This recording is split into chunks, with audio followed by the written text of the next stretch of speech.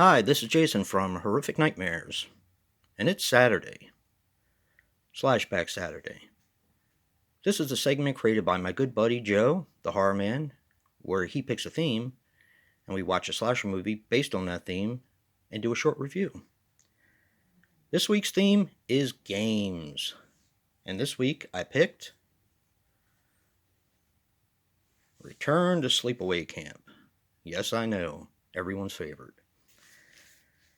Return to Sleepaway Camp is a 2008 film which runs approximately 86 minutes and is written and directed by Robert Hiltzik. Now, the only thing I could find on him other than his writing credits is the original Sleepaway Camp.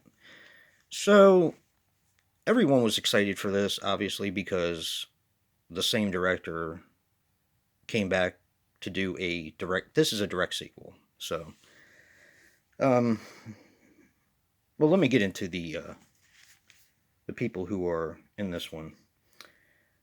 This stars Vincent Pastore as Frank. He was in Blood Circus, The Eyes, and of course, he played Big Pussy in The Sopranos. And of course, that is referenced as a joke in the film. This also stars Michael Gibney as Alan. He had done some TV.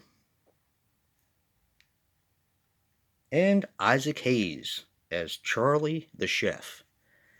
Now, I'm actually not sure if this was done on purpose, but of course, Isaac Hayes was in Truck Turner, Kill Switch, Hustle and Flow, but most people know him from South Park, where he played the chef. Whether that was done on purpose, not really sure. Wouldn't surprise me, though. Now, unfortunately, he passed away on August the 10th of 2008 at the age of 65. This was technically his last movie. Now, Return to Sleepaway Camp is a few familiar people. We have Paul D'Angelo as Ronnie. He was the camp counselor who had the muscles and everything. Jonathan Tierson as Ricky. That was Angela's brother. And I kind of have to stop there, or else I'm in danger of giving away the movie. Now, this had a $4 million budget, and as I said before, this is a direct sequel to Sleepaway Camp. Now, the plot is very basic on this. After the events of Camp Arawak, I believe that was the original camp name, this was called another camp, a different camp, of course, and it was opened again where the events happened many years previous.